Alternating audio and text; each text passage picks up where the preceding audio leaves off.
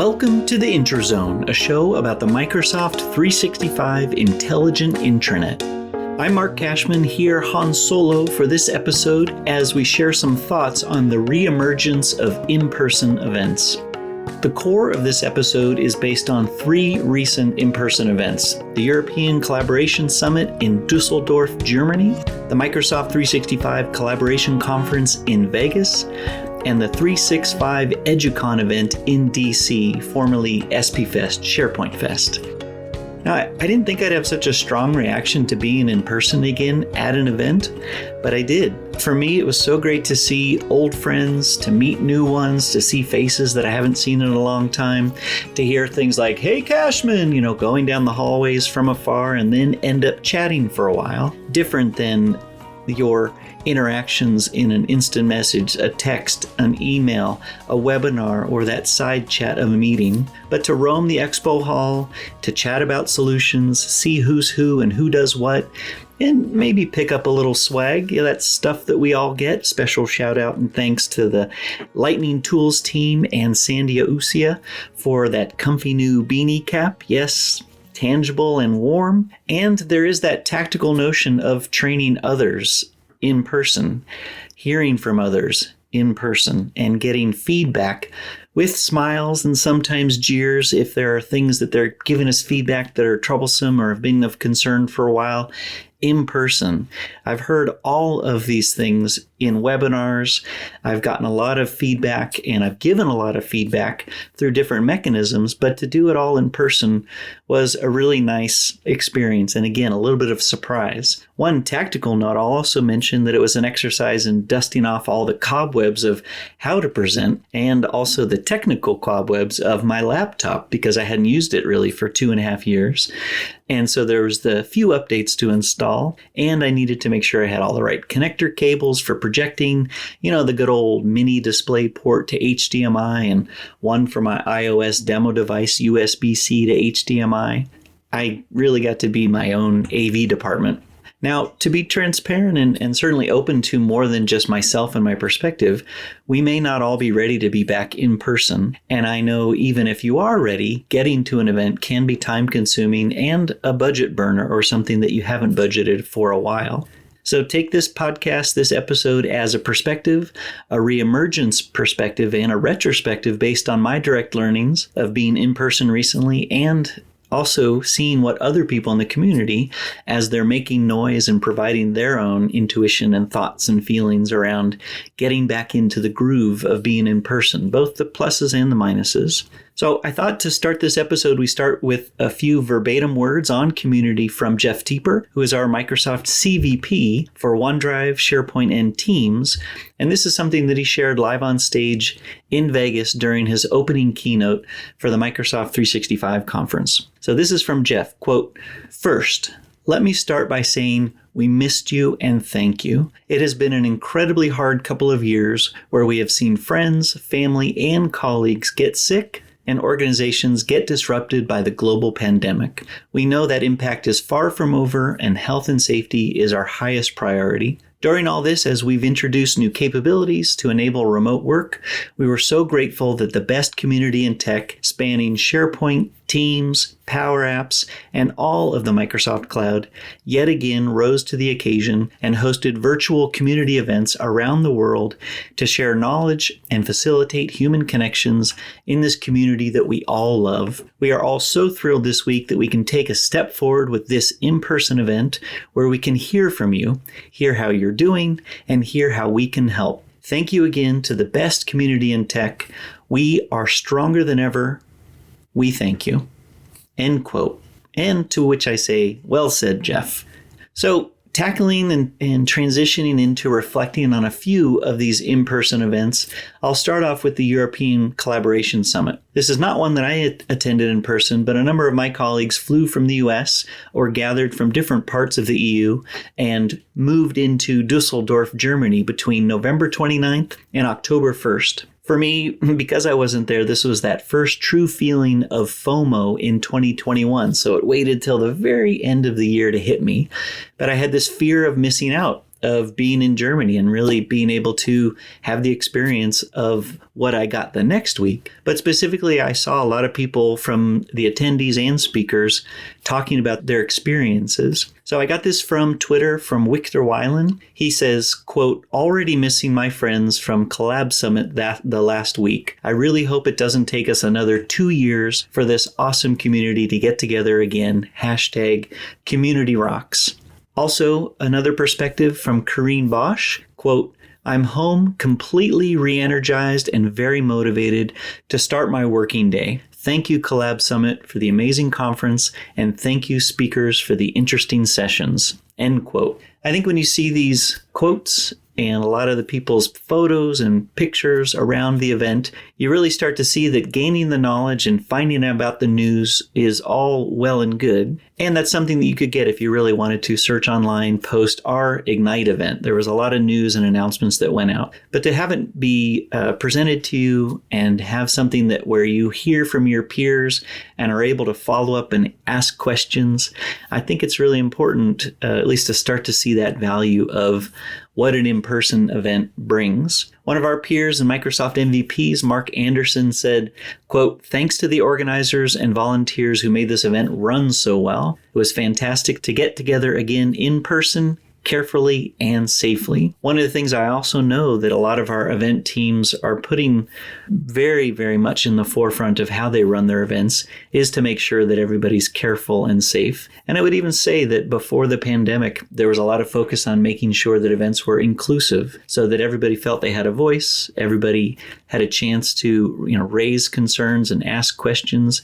I know that these 3 events that I'm highlighting put a lot of focus on how to do that with following masks and what the CDC requirements were, making sure that they were regionally specific so that whatever those requirements for indoors and outdoors, and whether you're up on stage speaking or out in the audience or eating lunch with others, just getting this perspective on how did the European Collaboration Summit go. So I have a last quote from Louisa Fries, who is one of our Microsoft MVPs and certainly a great expert in the community. She is also very local in that she lives in Düsseldorf, Germany. She said, quote, "Thanks attendees, speakers, sponsors, organizers, and all invisible helpers at Collab Summit. This conference was much needed. Love to have everyone here in my city," sparkling heart emoji.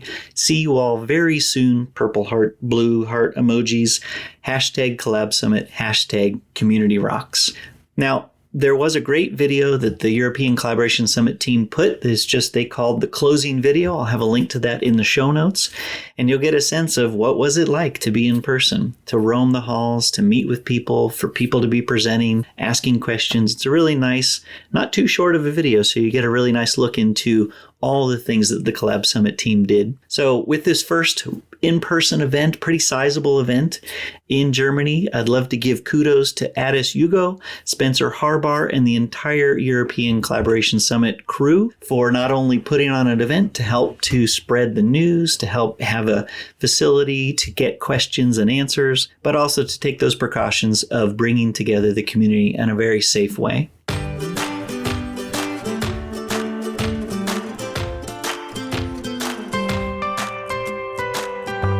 Before we move to insights about the Microsoft 365 conference, I wanted to share Spencer Harbar's answer when I asked him about getting ready for the European Collaboration Summit, who all was involved, and what they did to learn how to run their event in a safe and comfortable way for 2,500 attendees. Here's Spence in his own words. There were so many factors involved in this. I wasn't actually able to visit the venue until the day before the event because of the various rules. I don't live in Germany, etc., etc. So this event was a new venue for us as well. But yeah, it certainly wasn't Addis and I, doing everything on our own. We have a team of 4 or 5 people in the organizational group, and we had a lot of support from the venue in particular and the state government. But very difficult to plan because even with that support and recommendations and feedback from the conference venue itself in terms of how things had worked for them at other events that had happened earlier in the year under restrictions, the restrictions were a moving target right up until weeks before the event. And so, for example, we decided that we had to pay for and to facilitate an on-site COVID testing facility to enable people to meet the entry requirements, that were enforced on us by the state that we would have followed anyway, for example. It was very much our objective to, we did a couple of online events to keep, people happy, sort of bubbling in the background during the pandemic. And but we were always conscious that the value is in the human interaction. That's the power of community in a nutshell. And I think we felt that generally, that was the overriding sentiment, that people were just glad to be back, even if in a limited fashion.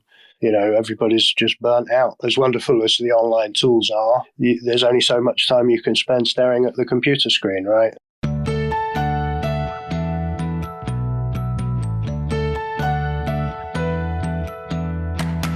The next example is one that I attended just last week, December 7th through the 9th. I was there from a Saturday to Thursday with pre-workshops, keynote sessions, and all of the events that they had going around the conference. This was the Microsoft 365 Collaboration Conference. It was held in Las Vegas at the MGM Grand Hotel.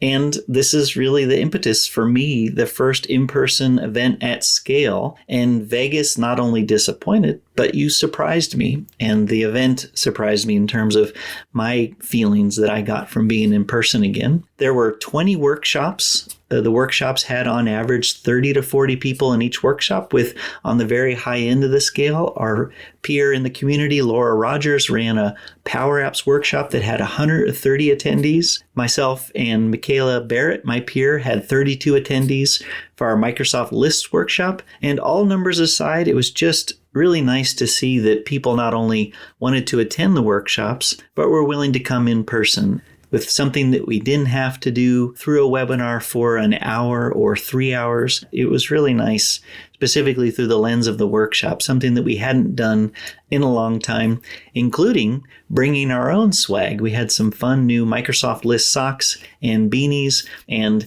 what a treat to hand them out. But other than workshops, there were 4 keynotes. We had Scott Guthrie and Jeff Teeper back to back. That was about 1,200 people in a very large room, combining the dev intersections and the Microsoft 365 conference together. Essentially 3 hours of people in a very safe fashion in a large room, cranking through tons of demos. It was Demopalooza across Azure, SharePoint, Viva, OneDrive, and just a ton of information. And in that format, it was really nice to see and think in terms of the attendee experience, not just sitting at your computer looking at a screen, but to actually see real people truly emoting the excitement of the news, demos, real live demos, videos, all the things that really bring an in-person keynote to life. Different from the news that we shared at Ignite, where there was maybe 250,000 people on the whole that have effectively over time, both live and on demand, got the information. But this was just a little bit more front and center, a little bit more tailored to the conference, sharing a ton of information. And that carried on through the week with 200 sessions.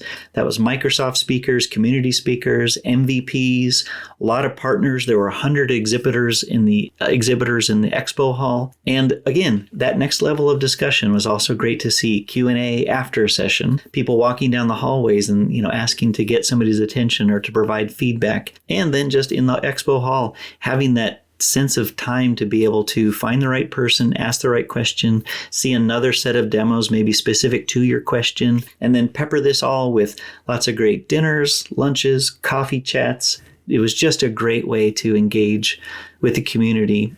So with the Microsoft 365 Collaboration Conference, they're set to do it again in April, but for this one in December, kudos to Lyman Goodrich, Shirley Brothers, Art Kane, and the entire Microsoft 365 conference crew for making it a great event, bringing people together, and of course, making it a safe and comfortable environment to learn and share. The most recent example is the third and final example of an event. This is the 365 EduCon in DC, formerly the SharePoint Fest or SP Fest. This is taking place right now, getting ready to soon wrap up as I'm recording this.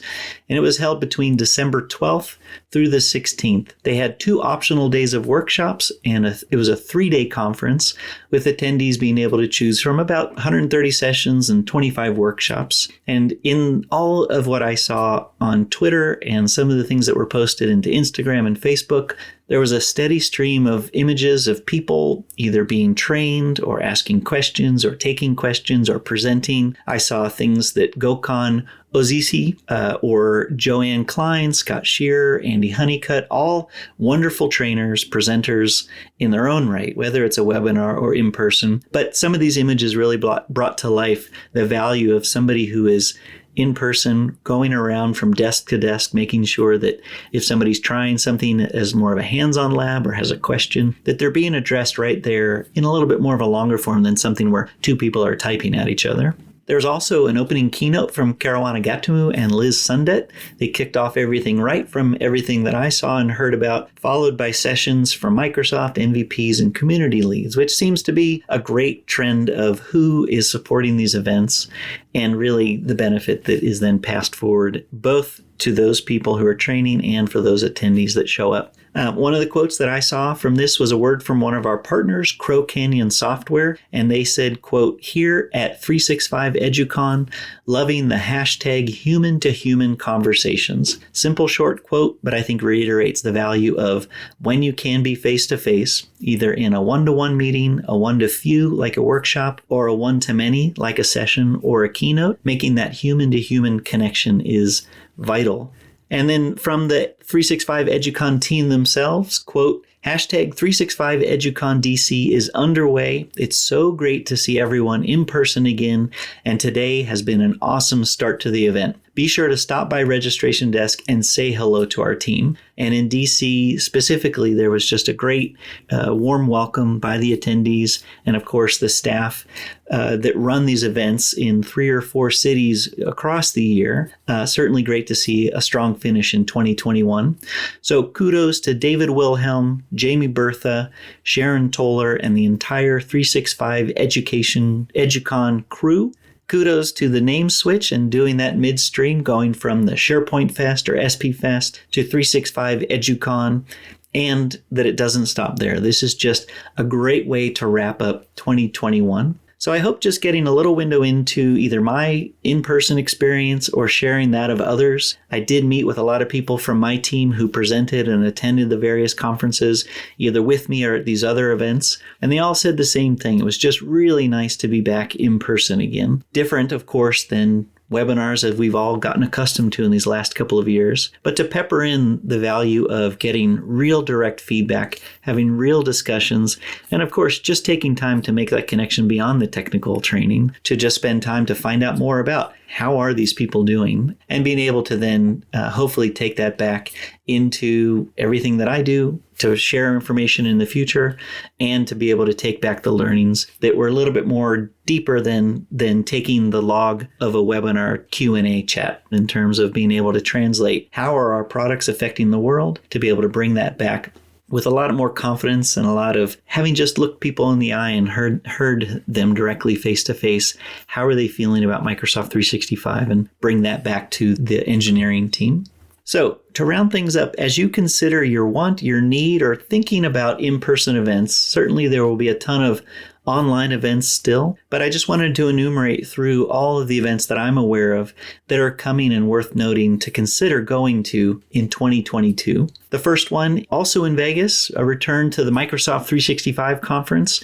That will be April 5th to the 7th, 2022. Then there is 365 EduCon Seattle. This will be May 9th through the 12th. Then there is the 365 EduCon Chicago, August 15th to the 19th, 2022. Then looking again a little bit later in the year to the next European Cloud Summit. That'll be in Mainz, Deutschland, September 26th through the 28th, 2022. There's a nice North American Collaboration Summit in Branson, Missouri. This is going to be October 12th through 14th, 2022. And last, the recently announced the European SharePoint Conference 2022 returns live and in person in Copenhagen, November 28th through December 1st. The other online offerings, just to round out events a little bit, there is going to be a Collab Days Cologne, and that's on March 12th, 2022, and Teams Nation. This is a pretty big Microsoft Teams event led by the community, March 23rd, 2022. In future episodes, we'll be more refined in what's coming in that particular month, but specific to this, we now know at least what's planned for more in-person events. Know that within your region, US and the EU, there are a number of upcoming events in 2022 that you can consider and plan for. Thank you for your time, your engagement, be it in person or online. This community is one that brings joy, support, and answers year-round, especially for this guy, and from what I hear and read, for many others too, worldwide. Thank you, thank you, thank you. We encourage you to check out our show page for links to all that was discussed today and more. Go to aka.ms/theintrozone. Send us your questions and feedback for the SharePoint team. You can reach us via email at theintrozone@microsoft.com or via Twitter at SharePoint, at mcashman, and at cmcnulty2000. Remember to rate, review, and tell all your friends about the show. Follow the show wherever you get your favorite tech podcasts. Thank you so much for listening. This has been The Intrazone, a show about the Microsoft 365 in-person intelligent intranet powered by the world's most intelligent in-person and online community.